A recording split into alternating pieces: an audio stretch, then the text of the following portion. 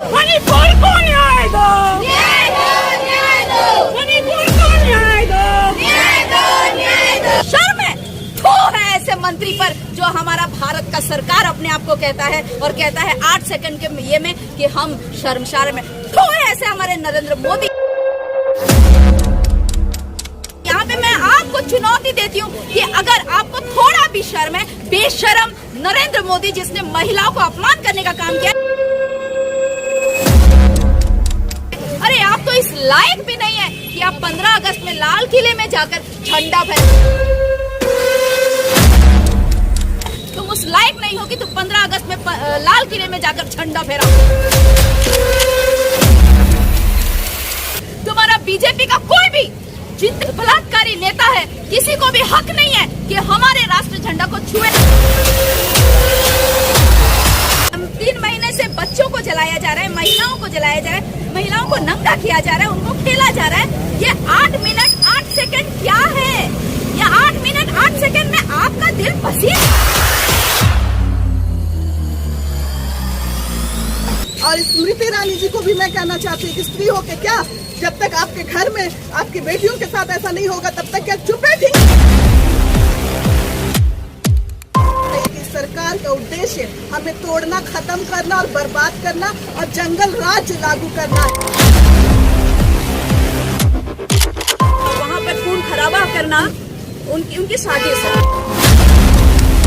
हमारा अधिकार बहुत है, बहुत ऊंचे है, वहाँ तक ये बाकी लोग पहुँच भी नहीं सकते। जिस रीति से महिलाओं को मणिपुर में प्रताड़ित किया जा रहा है, और ये आम घटना नहीं है, इससे पहले भी बहुत बार हो चुका है। आप एक खुद महिला हैं और एक महिला का दर्द आप समझती हैं। इस वक्त मैं आदिवासियत की बात नहीं कर रहा हूँ, लेकिन मणिपुर में जो घटना घटी एक महिला के साथ घटी है और मैं उस महिला पर बात कर रहा हूँ। आप क्या कहना चाहेंगे? बिल्कुल, मैं बोलना चाहूँगी कि बहुत ही शर्म की बात है और ये बहुत ही रूह कांपने वाली बात है। और ये आपने सही कहा, ये धर्म की बात नहीं है, क्योंकि सरकार जिस तरह से हम लोगों को एक धार्मिक रीति से बोल के हमें तोड़ने की कोशिश कर रही है पूरे देश में।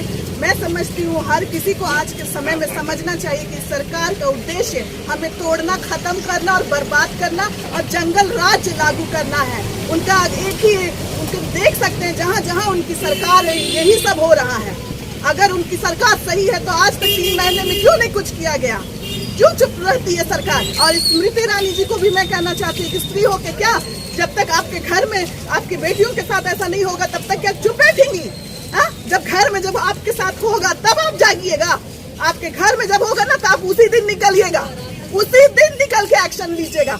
आपका चुप रहना ये बताता है सरकार नाकामयाब, बेशर्म और इसे पद में बैठने के लिए वो लायक नहीं है। हम इनकार करते हैं ऐसे सरकार से। आपको क्या लगता है कि जो कुछ मणिपुर में घटित घटना है, क्या लगता है कि धर्म की राजनीति चल रही है क्या? देखिए, ये सोची समझी चाल है जो कि दो ग्रुपों को आपस में लड़ाया जा रहा है और उसके पीछे सरकार की अपनी एक सोच है जो कि वो हासिल करना चाहती है। हम जानते हैं कि हमारे मणिपुर कितने खनिज संपदाओं से भरपूर है और सरकार का ये हमेशा से नीति रहा है तोड़ो और राज करो, जोड़ो और लोगों को जोड़ने दो, उनकी कभी भी सोच नहीं रही। और ये बीजेपी शासन जो है वहाँ पर, जबकि बीजेपी राज्य है और सत्ता में बीजेपी है, केंद्र में बीजेपी है, लेकिन क्या इनकी एक दूसरे के साथ में बातचीत नहीं हुई? मणिपुर दिल्ली से दूर था क्या? जो कि इनकी चीख और कला है उनको सुनाई नहीं दी? तो हम जानते हैं कि ये प्रायोजित मामला है और वहाँ पर खून खराबा करना ये सरकार का उनकी साजिश है। और महिलाओं का जो चीरहरण हुआ उससे सरकार को आज बहुत बड़ी उपलब्धि हासिल भी होगी, क्योंकि वो चाहते ही रहे होंगे कि हो सकता है महिलाओं के साथ में इस तरह का दुर्व्यवहार हो, क्योंकि कहना और करने में बहुत अंतर है। सरकार जो कहती है वो करती नहीं है। यूसीसी कानून जो आ रहा है उसमें तो महिलाओं को अधिकार देने की बात कही जा रही है। देखिए, हम आदिवासी समाज से बिलोंग करते हैं और हम आदिवासी कभी नहीं चाहेंगे कि हमारे ऊपर आप एक कानून लागू करके आप हमारे माथे पर बैठे रहें, क्योंकि हमारा आदिवासी समाज के पास में अपना कानून है और महिलाओं को अलग से हम लोगों को संरक्षण दिया गया है। हमारा अधिकार बहुत है, बहुत ऊंचे है, वहाँ तक ये बाकी लोग पहुँच भी नहीं सकते हैं। इसलिए हमारे अधिकार, हमारे कानून, हमारे लिए जो संरक्षण दिया गया है हमारे समाज से, उसको तोड़ने की कोशिश ना करें।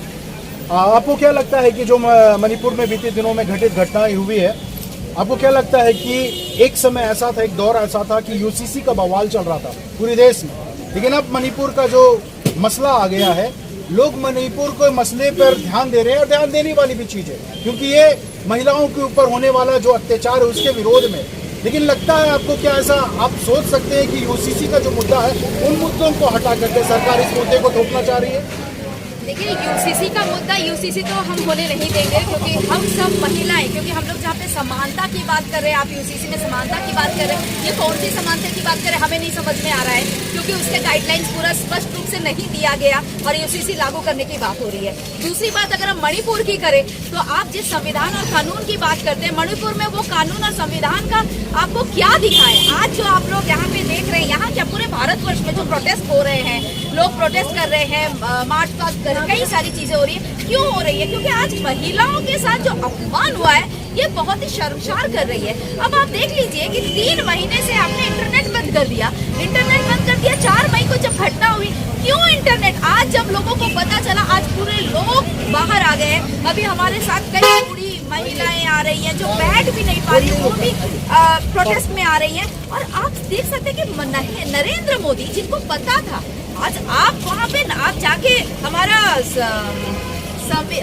ओपनिंग कर रहे हैं, आप ये कह रहे हैं कि हाँ हम यहाँ के चौकीदार हैं और सब कुछ करें, पर आप कैसे चौकीदार हैं कि जहाँ पे हमारी महिलाओं और बेटियों को नंगा कर दिया जा रहा है, घुमाया जा रहा है? अरे आप तो इस लायक भी नहीं है कि आप 15 अगस्त में लाल किले में जाकर झंडा फहराएं। मैं आपको ये यहाँ पे ऐलान करती हूँ, यहाँ पे मैं आपको चुनौती देती हूँ कि अगर आपको थोड़ा भी शर्म है, बेशरम नरेंद्र मोदी जिसने महिलाओं को अपमान करने का काम किया है, तुम उस लायक नहीं हो कि तुम 15 अगस्त में लाल किले में जाकर झंडा फहराओ।